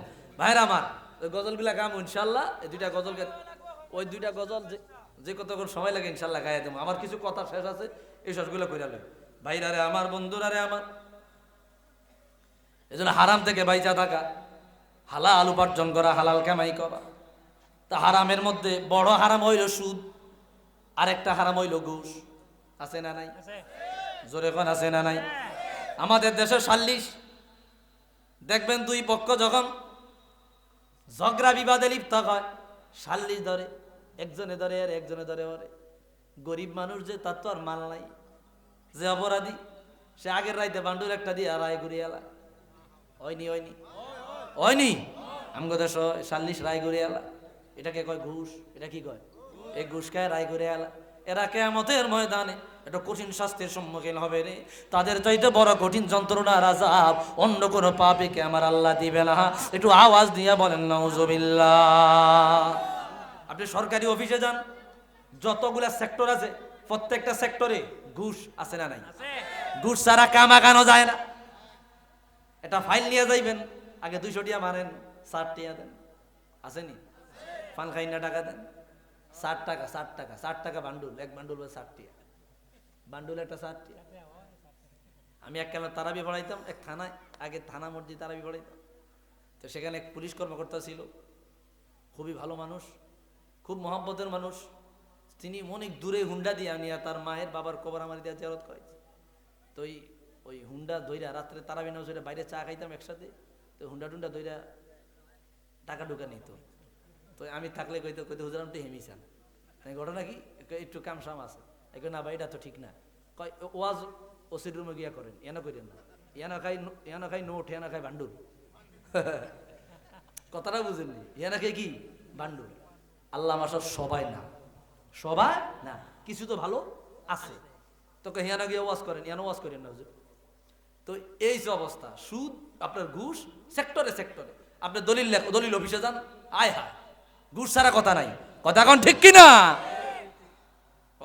যেখানে যাইবেন ঘুষ। আল্লাহ হয়তো বা সেক্টর গুলাতে কিছু কিছু ভালো মানুষের কারণে, অল্প কিছু একেবারে যারা পার্সেন্টেজের বাইরে ভালো মানুষের কারণে হয়তো বা এখনো দুনিয়াটা টিকিয়ে রাখছে। নইলে ঘুষ ছাড়া বাংলাদেশে কোনো কাজ একটা কদম আগানো যায় না। জুতার স্যান্ডেল খুয়াইতে খুয়াইতে কয়েক জোড়া শেষ হয়ে যায়। আওয়াজ দিয়া বলেন ঠিক কিনা? সমানে যে যার মতো পাচ্ছে হারাম খাইতেছে, নিজের বাচ্চাগুলো খাওয়াইতেছে, সন্তানকে খাওয়াইতেছে, নিজের খায়া জাহান্নামী হইতেছে, সন্তান সন্ততি পরিবার পরিজনকে হারাম খাওয়ায়া তাদেরকেও জাহান্নামী বানাইতেছে। আওয়াজ দিয়ে এখন ঠিক কিনা? ভাইরা রে আমার, হযরত আবু বকর সিদ্দিক রাদিয়াল্লাহু তাআলা কত বড় মাপের একজন আল্লাহর ওলি, রাসূলুল্লাহ সাহাবী। দুনিয়া জমিনে রাসূলুল্লাহ বলে দে আফদালুল বাশার বাদাল আম্বিয়া আবু বকর, আফদালুন নাস বাদাল আম্বিয়া আবু বকর।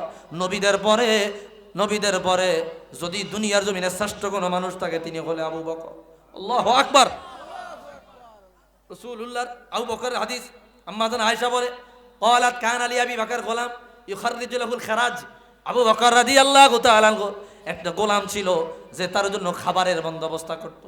ফাকানা আবু বকর ইয়াকুলু মিন খারাজিহি ফাজাআ ইয়াওমান বিশাই ফাআকালা মিনহু আবু বকর। হযরত আবু বকর ওই গোলাম যা নিয়ে আসতো তাই খাইতেন। একদিন কিছু খাবার নিয়ে আসলো, আয়েশা বলল আবু বকর এখান থেকে খান। সাইয়েদুনা আবু বকর রাদিয়াল্লাহু তাআলা ওই খাবার তিনি খাইলেন। ফাকালা লাহুল গোলাম, গোলাম থেকে বললেন আতাদনি মা গাদা, জানোনি গো এই খাদ্য এই খাবার কোথায় থেকে আসছে? ফাকাল আবু বকর না আমি জানি না। আবু বকর বলে আমি জানি না। ক্বালা কুনতু তাকাখানতু লিইনসানিন ফিল জাহিলিয়া, আমি জাহিলি যুগে জাদু টোনার মাধ্যমে একজনকে চিকিৎসা করেছি, যেটাকে কুফরি বলা হয়, কুফরি করেছিলাম। অতঃপর তারা আমাকে হাদিয়া দিয়েছে, ফালাকিয়ানি তার সাথে দেখা দিল বলে আমাকে হাদিয়া দিয়েছে।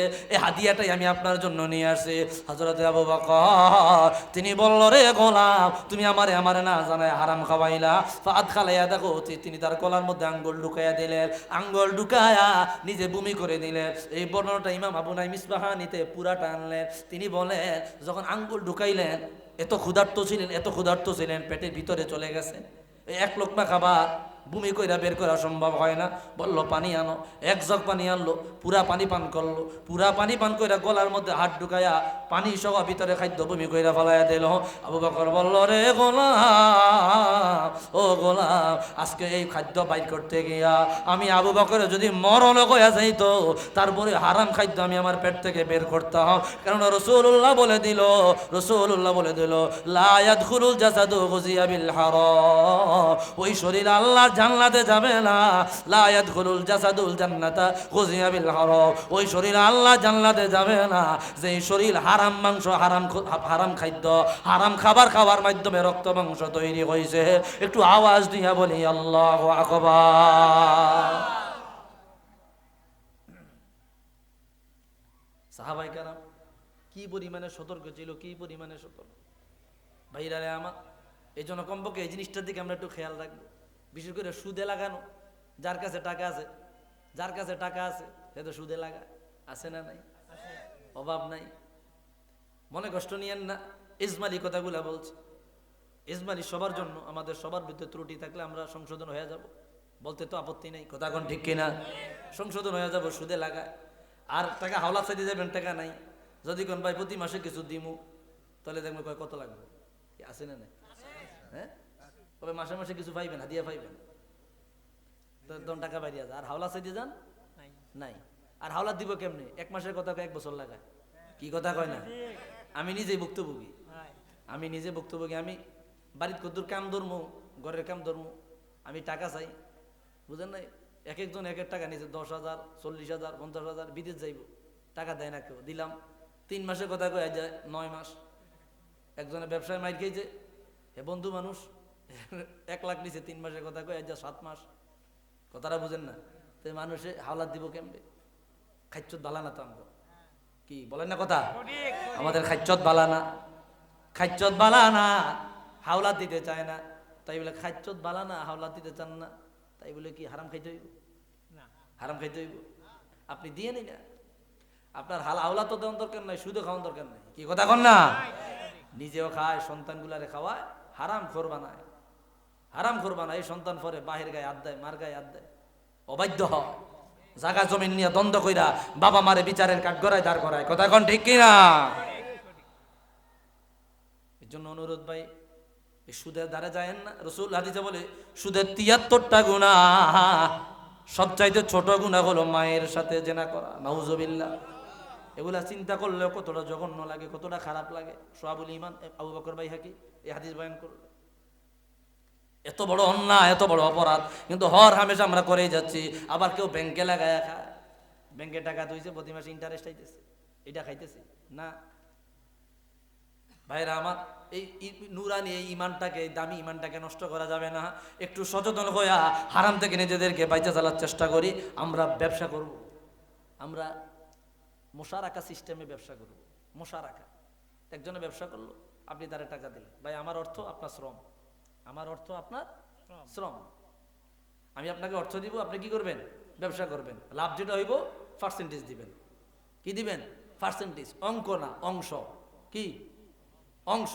অঙ্ক না, অঙ্ক হইলে সুদ হইব, অংশ হইলে হালাল হয়ে যাইব। আলহামদুলিল্লাহ। কর আপনারা আমি 2 লাখ টাকা দিলাম, আপনি ব্যবসা করেন, যদি মনে করেন না 10,000 টাকা লাভ হয়, তাহলে আপনি আমার 5,000 দিবেন। 8,000 লাভ হইলে 4,000 দিবেন। অংশ, একটা অংশ, লাভের একটা অংশ। তবে সেটা ব্যবসার আগে বলা যাবে না। আপনি লাভের ভাগও নেবেন, লসের ভাগও নেবেন। ভাইয়ের আমার এবার ব্যবসা করুন, আল্লাহ বরকত দিব। তবে যেখানে যেখানে ব্যবসা ঢাইলা লাইন না, পরে দেখবেন চালান নাই। কি কথা কয় না? তো এর দুর্বিবেক তো আছে, কই দিবেন? এতটুকু বিবেক তো আছে, কোথায় দিবেন? বড় ব্যবসায়ী যারা, যাদের টাকা পয়সা অনেক প্রয়োজন, দেখবেন আল্লাহর রহমতে তাদের কোনো লস নাই, বেচা কিনা হইতেছে। সিস্টেম না এগুলো, আমার তো ভালো, আপনারা বুঝেন, কবে হুজুর এটি বাদ দেন, এটি আমরা সব পার করে আইছি, এটা আপনারা খুব ভালো বুঝেন। তবুও হারামের দিকে যাবেন না। রাজি আছি ইনশাআল্লাহ? কে কে রাজি আছি? তুই হাত তোলা, আল্লাহকে দেখাই। নারায়ে তাকবীর, নারায়ে রিসালাত। আল্লাহ কবুল করুক, পড়ি আমিন। আরো জোরে বলি আমিন। ইবাদত কবুল হওয়া 10 ভাগের 9 ভাগ হালাল খাবার, হালাল খাবার, হালাল খাদ্য। রাসূলুল্লাহ আপনার নিজের খাদ্যের মধ্যে সওয়াবের ব্যবস্থা রাখছেন, স্ত্রীকে খাবারের মাধ্যমে সওয়াবের ব্যবস্থা রাখছেন। রাসূলুল্লাহ বলে, মা তামতা নাফসাকা ফাহুয়া লাকা সাদাকা, ওয়া মা তামতা যাওজাতাকা ফাহুয়া লাকা সাদাকা, ওয়া মা তামতা ওয়ালাদাকা ফাহুয়া লাকা সাদাকা। তুমি তোমার নিজের যেটা খাওয়াইলা ওটাও সদকার সওয়াব, স্ত্রীকে যা খাওয়াইলা ওটাও সদকার সওয়াব, সন্তানকে যা খাওয়াইলা ওটাও সদকার সওয়াব। এখন এটা যদি হারাম হয় তাহলে সদকা হইব না উল্টা গুনাহ? উল্টা গুনাহ না? আর যদি হালাল খাবার খাবার, তো নিজেরা যেটা খাওয়াইছেন, নিজে খাইলেন ভালাল্লাই, আবার সওয়াব হইল। সুবহানাল্লাহ বলেন। কত সুন্দর সিস্টেম আল্লাহ আমাদেরকে দান করেছে, কত সুন্দর সিস্টেম আল্লাহ আমাদেরকে দান করেছে। ভাইরা আমার, ওই একটা কথা বলা আছে না, যে আপনার চরিত্র নষ্ট করে ভালো পোশাক পরিধানের চাইতে পোশাক নষ্ট, আপনার পোশাক নষ্ট করে হালাল কামাই করাটা উত্তম। অর্থাৎ চরিত্র নষ্ট করে পোশাক ভালো রাখিয়া হারাম উপার্জন করার চাইতেও পোশাকরে নোংরা কইরা চরিত্র ঠিক রাখা হালাল অর্জন করাটা বেশি ভালো। কি কথা কোন ঠিক কিনা? এটা সম্মানে, ইজ্জতে, কারোরটা খাই না, দন্না ধরি না, নিজে কষ্ট করি, নিজে খাই। কথা কোন ঠিক কিনা? এটার মধ্যে আলাদা ভাব আছে, দাম আছে।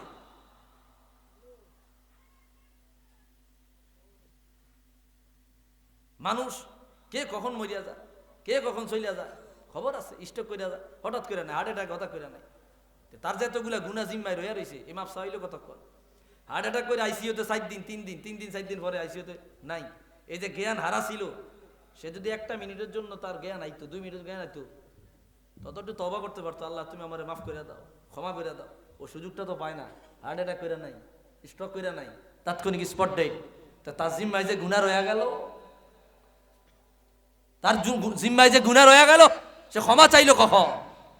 এই কবরে যত বছর থাকবে, কিয়ামতের আগের দিন যে মারা যাবে সেও 40,000 বছর থাকবে।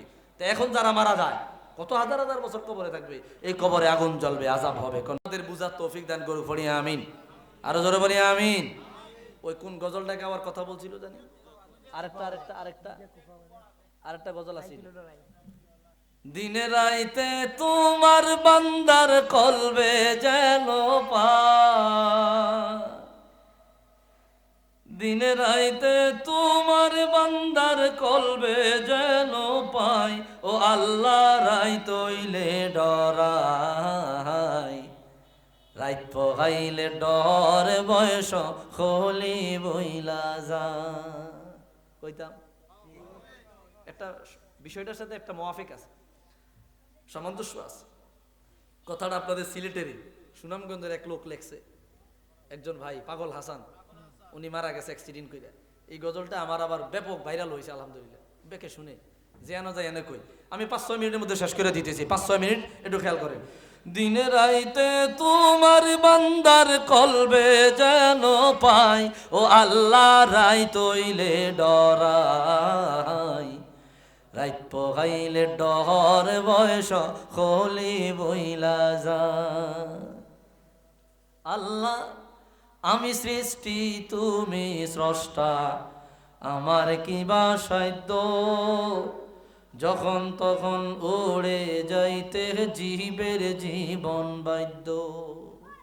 আল্লাহ আমি সৃষ্টি তুমি স্রষ্টা, আমার কি বা সাধ্য, যখন তখন উড়ে যাইতে জীবের জীবন বাধ্য। সব ক্ষমতার প্রতিপাদ্য হর গামে সাগাই, ও আল্লাহ রাইত হইলে ডরাই, রাইত পোহাইলে ডর বয়স খলি বইলা যায়। আল্লাহ কর্ম বলে মর্ম ভোলে আশার কার্য করি, রসে রঙ্গে বাইতে বাইতে অকল গাঙ্গে তোরি। আহা দুনিয়ায় আখিরাতের কথা বলি, আমরা দুনিয়ার মজমা মিলাই, দুনিয়ার প্রতি ব্যস্ত হয়ে যাই, দুনিয়ার প্রতি ব্যস্ত হয়ে যায়। এইভাবে আমাদের নাও চলতেছে, আমাদের দিক বিদিক আমরা চলতেছি। তো কবি বলে আল্লাহ কর্ম বলে মর্ম ভোলে আশার কার্য করি, রসে রঙ্গে বাইতে বাইতে অকল গাঙ্গে তোরি। কুল ফিরাও দয়াল কান্ডারি পারের মালিক সাই, ও আল্লাহ রাইত হইলে ডরাই, রাইত পোহাইলে ডর বয়স খলি বইলা যায়। আল্লাহ ঘরের পানে চাই না গো চাইলে, সেতন হারায় তনে, কি জানি কি হইবে গো আমার শেষ বিচারের দিনে। ঘরের কিনারায় খবর, ভিতরে আগুন জ্বলে আযাব হয় আমরা দেখি না, কিনার দিয়া বিভিন্ন হট্টগোল করি, আনন্দ উল্লাস করি, কবরের সামনে আসলেও আল্লাহর ভয় তৈরি হয় না। তো এই কথা বল আল্লাহ ঘরের পানে চাই না গো চাইলে, সেতন হারায় তনে, কি জানি কি হইবে গো আমার শেষ বিচারের দিনে। ভেবে কয় পাগল হাসানে চিত্তে ক্ষমা চাই, ও আল্লাহ রাইত হইলে ডরাই, রাইত পোহাইলে ডর বয়স খলি বইলা যায়, ও আল্লাহ রাইত হইলে ডরাই, রাইত পোহাইলে ডর বয়স খলি বইলা যায়। মারহাবা। আর কোনটা জানি, গজল গাইতে খুব কষ্ট, প্রেশার বেশি পড়িয়া যায়, টান দিত শুদ্ধিত। নর্মাল কথা কইলে এক ধরনের, আমি যে 1.5 ঘন্টা হয়ে গেছে, প্রায় 1.5 ঘন্টা আলোচনা করছি যে সুরের উপরে ছিল, ঠিক না? সুরটা কিন্তু অনেক কষ্ট, নর্মাল কথা কইলে কষ্ট নাই, আবার সুর না দিল পাবলিক আইয়ে না, কি কথা কোন ঠিক কিনা? পাবলিক হয়েছে সুরের ফাঁকন, ওর বক্তা কি করে সুর দিয়া লোক আগে, সুর আছে যেখানে আমরা যেখানে, কি কথা কর, এই যে আমাদের অবস্থা। তা আরেকটা কাসিদা ইনশাআল্লাহ গাই, এটা একটা কারবালার গজল, এটা খুব সুন্দর। মুঝে কো ফওয়ালো হো মুসাফির ন সমঝো, मैं आया नहीं हो बुलाया गया हो, कि मेहमान बना कर सताया गया हो, मैं रोया नहीं हो रुलाया गया हो। खुदा जान कैसे है ये मेजबानी, 72 पियासो गए बंद पानी, मुक़द्दर में है ग़ौज़ कौसर का पीना, मैं प्यासा लगी हो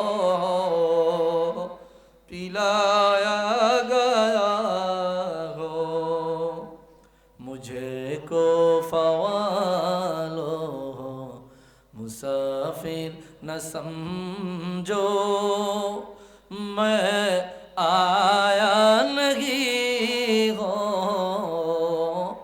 बुलाया गया हो। মারহাবা, আল্লাহ কবুল করে পড়ি আমিন। এটা দরুদ শরীফ পড়ি, আল্লাহুম্মা সাল্লি আলা সাইয়্যিদিনা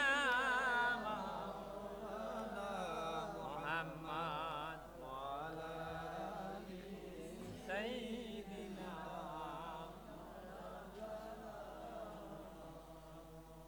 ভাইরা আমার, যে কথাগুলো বলেছি আল্লাহ তাআলা আমাদের সকলকে আমল করার তৌফিক দান করুন।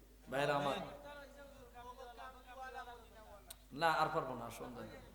ভাইরা আমার, যে কথা, অল্প কিছু কথা, সামনে রমজান মাস, গতকালকে শবে বরাত গেছে, গতকালকে না, গতকালকে শবে বরাত গেছে।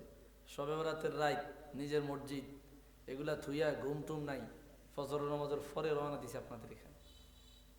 আয়সা মাগরিব পড়ছে, এবার রাস্তাঘাট ক্লিয়ার দেখা, আজ তো ছুটি, ক্লিয়ার দেখা খুব দ্রুত আসতে পারছে, নাহলে কি আসা সম্ভব, খুব সময় লেগে যেত। তো যাই হোক, লং জার্নি করে আসছি, দীর্ঘ সময় কথা বলা যায় না, শরীরে দেয় না। ভাই সামনে রমজান মাস, কি রমজান মাস আসতেছে, ইবাদতের মাস, বন্দেগীর মাস। কি রমজান মাসে ইবাদতের দরকার আসেনি? রোজার দরকার আসেনি? আমরা রমজান মাসের প্রথম 2-1 দিন খুব ভালো, একবার আল্লাহ হাদি মনে হয় আসমান থেকে ফেরেশতা নেমে আইছে, 4 দিন 5 দিন পরে আর খবর নাই, কি কথা কয় না? আর কদরের রাইতে কদ্দুর হাজিরা দেয়। একজন রে জিজ্ঞা, কি রে রোজা কোগার হাউস, কয় first to last, first to. আর একজন ওইটা কয় বুঝেন না, কয় না, কয় প্রথম গা শেষের গা, প্রথম গা এটা হচ্ছে ফার্স্ট টু লাস্ট। রোজা ফরজ, প্রথম গা রাখে। আমাদের দেশে সিস্টেম দেখবেন, আমাদের দেশে আছে দোকানে পর্দা লাগায়া এর ভিত্তে রুটি আর চা খায়। আপনাদের এদিকে আছে নাকি জানি? দোকানে পর্দা, মানে দোকানের উপরে পর্দা ফরজ হয়ে যায় রমজান মাস। হিজাবের আয়াত নাজিল হইছে, বাস এরা পর্দা করে, দোকানে সুন্দর পর্দা লাগায়া ভিতরে হেরা মারতেছে। এই খাচ্ছত আছে না নাই? এই জন্য সাবধান, যাদের উপরে রোজা ফরজ অবশ্যই আপনারা রোজা রাখবেন। কোরআন শরীফের তেলাওয়াত, কোরআন শরীফের তেলাওয়াত নাই। আপনাদের সিলেটে একটা ঐতিহ্য আছে, সাহেব কেবলা ফুলতুলি রহমতুল্লাহ আলাই, ওনার দারুল কেরাত আছে, কি আছে না নাই? আছে না? দারুল কেরাতে কোরআন শরীফের একটা খেদমত হয়, আপনারা আপনাদের সন্তানগুলোর দারুল কেরাতে দিবেন, সেখানে আল্লাহর কালামের তেলাওয়াত শুদ্ধ করবেন। আপনাদের প্রশংসা আমরা আমাদের দেশে করি যে প্রত্যেকটা ঘরে ঘরে 2-4 জন করে কারি সাহেব আছে যারা আল্লাহর কালাম তেলাওয়াত বিশুদ্ধভাবে শিখছে। আলহামদুলিল্লাহ খান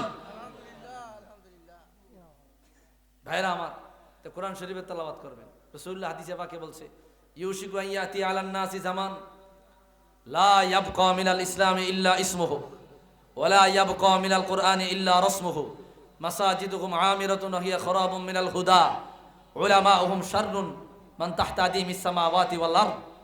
যে কিয়ামতের আগে এমন একটা সময় আসবে ইসলাম নামে থাকবে কিন্তু কামে থাকবে না। কোরআন শরীফের কালো কালো অক্ষর পাওয়া যাবে কিন্তু আল্লাহর কোরআনের তেলাওয়াত খুঁজা পাওয়া যাবে না।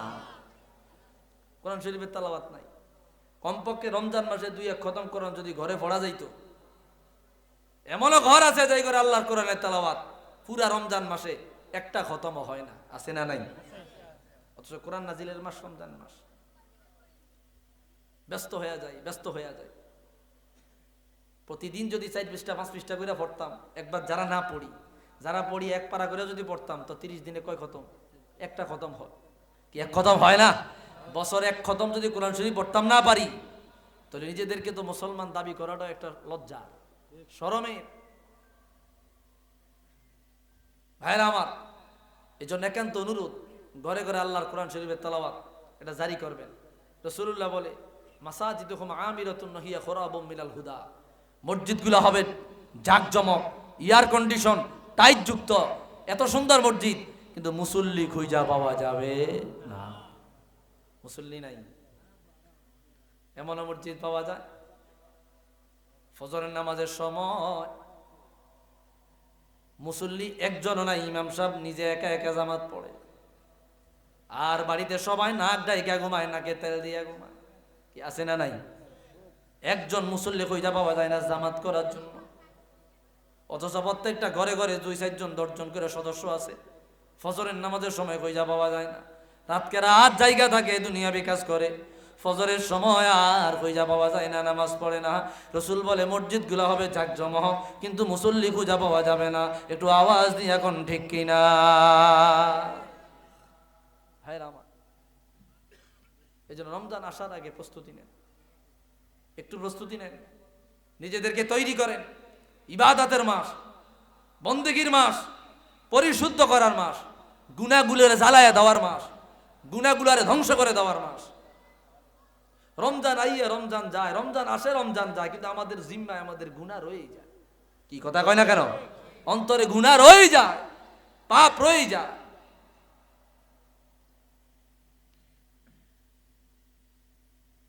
মৃত্যু আসার আগে অন্তরটাকে পরিষ্কার করেন, অন্তরে গুনাহগুলা ঝরায়া ফেলেন। আল্লাহ তাআলা বারবার সুযোগ দিতেছে বান্দাকে। আমি আর আপনার মধ্যে যারা সুযোগ পায় নাই, সুযোগ আসার আগে যারা চলে গেছে, তারা বুঝে তাদের কি অবস্থা। আল্লাহ তাআলা আপনাকে সুযোগ দিচ্ছে ভাই। ফিতনার জামানা, এই ফিতনার সময়, ফিতনার যুগ, এই সময় আমরা যদি নিজেদেরকে সেভ না করি, ঈমান আমল যদি রক্ষা না করি, আমল যদি না করি, আল্লাহর কাছে যদি সাহায্য না চাই, ফানা না চাই, ক্ষমা না চাই, তওবা না করি, ভাইরা আমার সুযোগ বারবার আসবে না। মানুষ এখন হায়াতের কোনো ঠিক ঠিকানা নাই। বড় ভাইয়ের আগে ছোট ভাই চলে যায়, কি কথা কয় না? বড় ভাইয়ের আগে ছোট ভাই চলে যায়। দুনিয়া একটা সিরিয়াল মেনটেন করে আসছে, যাওয়ার কোনো সিরিয়াল মেনটেন নাই।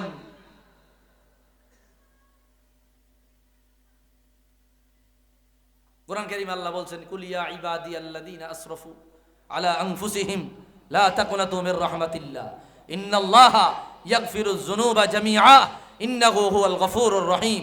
আল্লাহ বলে, ও আমার বান্দা, তোমরা যারা নফসের উপর জুলুম করছো, তোমরা যারা আত্মার উপর জুলুম করেছো, তথা গুনার কাজে লিপ্ত হইছো, লা তাকুনাতু মির রাহমাতিল্লাহ, আমি আল্লাহর রহম থেকে দূরে সরে যেও না, আমি আল্লাহর রহম থেকে মাহরুম হইও না, আমি আল্লাহর রহমত থেকে বঞ্চিত হইও না। তোমরা আমি আল্লাহর কাছে ক্ষমা চাও, আমি রব্বে করিম তোমাদেরকে ক্ষমা করব, দয়া করব। আমি আল্লাহ ক্ষমা করার জন্যই বসে আছি। সুবহান। এই যে শবে বরাত গেল, শবে বরাতে আল্লাহ বলেন, ইন্নাল্লাহা লা ইয়াত্তালিউ ফি লাইলাতিন নিসফি মিন শাবান ফায়াগফিরু লিজামিই খালকিহি ইল্লা লিমুশরিকিন আও মুশাহিন। আল্লাহ প্রথম আসমানে রহমত নিয়া বান্দাদের কাছে অবতরণ করে, রহমতের দৃষ্টি দেন, আল্লাহ হাত বাড়ায়া দেন এবং বলেন, বান্দা তোমাদের সবাইকে আমি আল্লাহ মাফ করে দিব, শুধু মুশরিক আর হিংসুক ছাড়া। অপর বর্ণনায় আসছে আল্লাহ হাত বাড়ায় দিয়ে আবার আলামিন মুস্তাগফিরিন ফাগফিরুল্লাহ, আলামিন মুস্তারজিকিন ফারজুকুল্লাহ, আলামিন মুবতালা ফাউআফি। আসুনি কেউ ক্ষমা চাইবে আমি আল্লাহ ক্ষমা করব, আসুনি কেউ দয়া চাইবে আমি আল্লাহ দয়া করব, আসুনি কেউ রিজিক চাইবে আমি আল্লাহ রিজিক দিব। মুসলিম শরীফের হাদিস আছে ফি কুল্লি লাইলাতিন ইয়াত্তালিউল্লাহু তাআলা ইলা সামাঈদ দুনিয়া, প্রত্যেক রজনীতে আল্লাহ তাআলা প্রথম আসমানে অবতরণ করো। অতঃপর এইভাবে আল্লাহ বলে আল্লাহর কোনো লাভ লস এখানে নাই, যা লাভ যা লস সবই বান্দা, যা লাভ যা লস সবই বান্দা। আল্লাহ বলছে তোমরা মৃত্যু আসার আগেই অন্তরটাকে পরিষ্কার করো, গুনাহগুলো মাফ চাইবে না। একটু দূরে সরে পড়ে আল্লাহুম্মা সাল্লি আলা সাইয়্যিদিনা মাওলানা মুহাম্মদ সাইয়্যিদিনা মাওলানা মুহাম্মদ আল্লাহুম্মা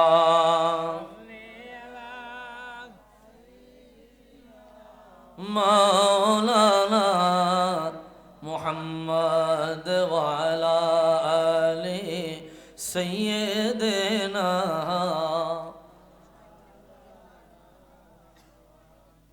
ভাইরা আপনাদের পরবর্তী আলোচক নিয়ে আসেন, অনেক সময় হয়ে গেছে, বেশি সময় তো কথা বলা যাচ্ছে না। আমি আপনাদের এদিকে বহুবারই এসেছি আলহামদুলিল্লাহ, আল্লাহ হায়াতে রাখলে হয়তো আরও আসবো। শ্রীমঙ্গল, কুলাউড়া, মৌলিবাজার বহু এসেছি। বহু বলতে হয়তো বা মাসের মধ্যে আপনার 3-4 বার তো আসা হয়, এদিকে আসা হয়, আসছে।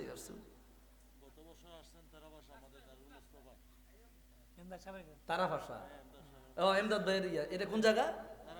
তারা ভাষাই তো না, গত বছর আসছিলাম। হ্যাঁ হ্যাঁ, আচ্ছা আচ্ছা আচ্ছা, ও হ্যাঁ মনে হয়েছে আমার। যাক আলহামদুলিল্লাহ। তো যাই হোক ভাইয়েরা আমার, এখানে আসা হয়, আপনাদের সাথে দেখা হয়।